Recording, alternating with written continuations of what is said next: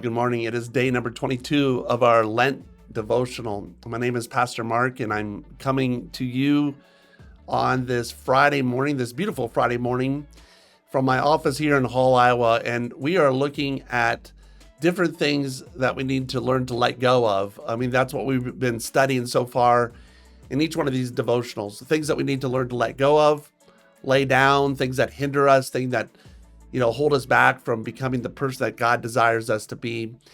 And really, sometimes in some cases, even pick things up, a new way of seeing things around us, spiritual eyes, for example. And Lent is a season where we can really explore those things and really look into those things.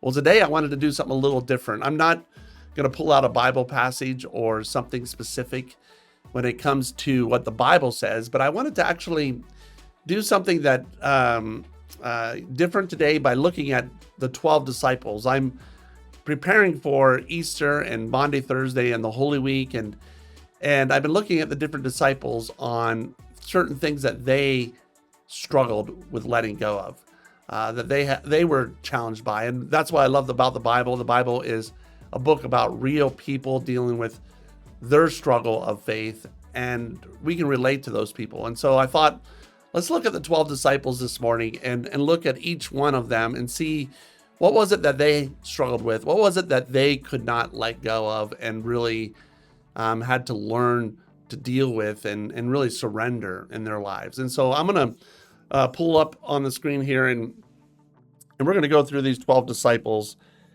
and we're probably going to go from obscurity to the most famous disciple, maybe the most famous disciple, but we're going to go to the ones that aren't mentioned in the scripture. But each one of the 12 disciples do give us a picture of something they struggled with. The first one is this, and I probably got to go quick because we have 12 disciples to get through in 10 minutes. But first one is Simon the Zealot. And Simon Zealot, he most likely, his struggle was political zeal, nationalism, because why? He's known as Simon the Zealot. The Zealot were a revolutionary group. And so because he was a part of a revolutionary group, essentially terrorists at this time, their job was to assassinate political leaders of the Roman Empire. I mean, he probably struggled to surrender this political expectation of Jesus.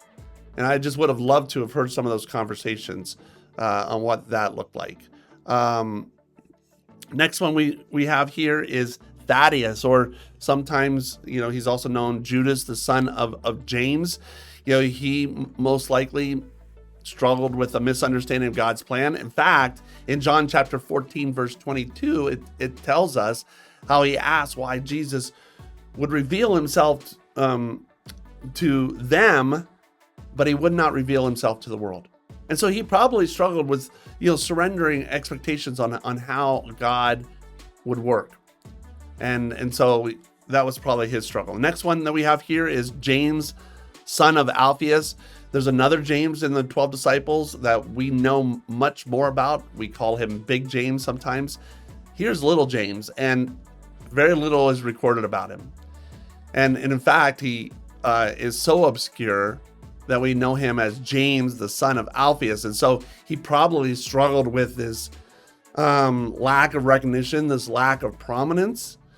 And he needed to learn to let go of that. And because even in the Bible, he's not known as just James. He's known as James, son of Alphaeus. And then you have Thomas, doubting Thomas. That's what he's known for. His struggle was probably doubt. His struggle was unbelief. In fact, in John chapter 20, he's famously recorded as refusing to believe that Jesus, actually resurrected without actually seeing him and touching him and being in the presence of him. And so his struggle was, to be able to surrender this demand of proof. How often are we very much like Thomas? God, I want to believe you, but how can I believe you when I don't see you in action? How can I believe you when I don't see you answering my prayers? Next one is Matthew, sometimes known as Levi. He was a tax collector. And so could you imagine going from that lifestyle to all of a sudden getting a new identity? And so his attachment to his former life would have been something that he probably needed to learn to let go of. He probably struggled leaving behind his past identity, his past security, especially, when all of a sudden he's being associated with Jesus and being known as a tax collector, which was the lowest of the low. Like, how do you reconcile those things? That would have been interesting to see how Matthew struggled with that if you lived at that time. Bartholomew, or known as Nathaniel, sometimes we more often probably call him Nathaniel. He struggled with prejudice, I'm sure. I mean, in fact, we have his famous line recorded in Luke chapter 1 where he's talking with Andrew, like, can anything good come out of Nazareth? Like, he really struggled with this idea of Nazareth being the place where Jesus could actually come from. And so he had this probably preconceived notions upon who the Messiah was. Like, what the Messiah was going to look like.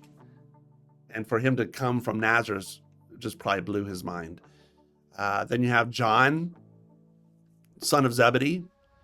He wanted to stop others to not be a part of their group. Luke chapter 9. And he had a very narrow view of who could actually belong to Christ. I mean, he was Jewish, and so he probably grew up in that lifestyle and believing that, no, I mean, the only people that can actually have enough righteousness to be saved by God is the Jews. They are the chosen people. They are the chosen race.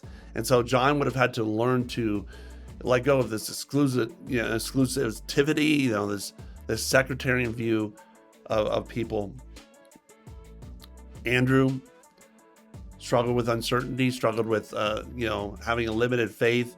He questioned Jesus on, like, how are you going to be able to feed this large group of people? 5,000 people it is recorded, even though most likely it was more. He struggled to fully trust Jesus in impossible situations.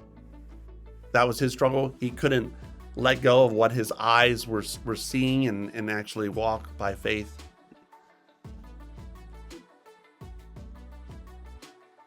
And then let me find the next one. Philip, yep, I already had it on the screen. He struggled with doubt, struggled with the need for visible proof. He asked Jesus once in John chapter 14, for Jesus to show them the Father. And so Philip wrestled with trusting what he could not fully see as well. And so that was something that Philip needed to learn to let go of. Then we get to Simon Peter. By the way, if you notice, I had to change the font size for this slide because Simon Peter, you could probably use him as an example of almost anything a person struggles.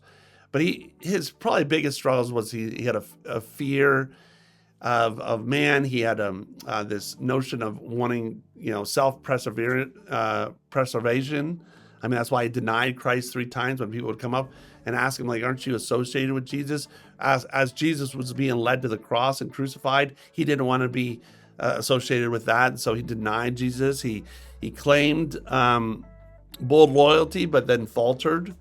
At the end, he struggled to surrender his fear and his reliance on his own strength. And then, of course, you get to James, the son of Zebedee. James asked for a position of honor. He struggled to surrender personal ambition, probably because of that. He had his own self-desire for glory.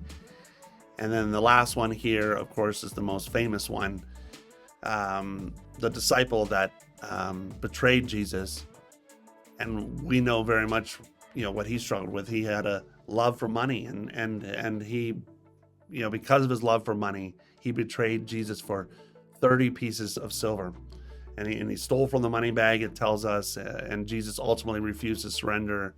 Judas ultimately refused to surrender to this greed and control, and it led him to actually turning Jesus over to the Pharisees and religious leaders to be crucified. As a list of 12 people, just kind of to highlight where a lot of this information comes from. By the way, I would recommend this book. It is probably John MacArthur's best book, I would say. I love reading this book often because he does a great in-depth study into the background of all 12 of these disciples. I just kind of gave us a synopsis here today, but 12 ordinary men. I would recommend it. I have it on my shelf, and it's a great book. But let me wrap things up. The reason why I wanted to do this kind of quick review of 12 disciples, and I did it really quickly, I'm trying to fit it within 10 minutes, is because each one of these men were real people. And so God, through Jesus, didn't call like the 12 best people. He called 12 ordinary men, and men that had real struggles, men that had real things that they couldn't surrender. And I believe like all of us could probably find a connection to one of those disciples and say, man, I'm a lot like that person. And I struggle just like that disciple struggled. I can't let go of that one thing that gets in the way of my relationship with God. And with anything, it's usually identifying that one thing first is the most important thing and the most important step that you can take, because then from there, you can actually learn to, how can I let go of that one thing? And so that's why I wanted to do that today. I mean, I'm kind of preparing a lot of this for upcoming sermons and other things that are happening in the life of the church. But I thought, well, this was a good time to share a little bit of information about these 12 disciples. And maybe you've never heard this before, but hopefully this was encouraging. And maybe you can already see yourself in one of these 12 men and already know, like, okay, how can you go to God and say, Lord, help me in this area? Because God ultimately does. And all the 12 of these men, well, at least 11 of them, I should say, 11 of these men overcome their struggle and then go on to be used by God at a huge, really kind of life-changing level for so many people. I mean, that's the reason why the church exists today. They went out to all these places of the ends of the earth, carrying their faith forward. So anyway, God bless. Again, we don't have videos on Saturday and Sunday. I'll be back on Monday, and we are getting closer to Easter, and I hope that these videos have been encouraging to you, just like they've been encouraging to me as well, to just be able to put these together for Lent this year. So God bless, and we'll see you soon.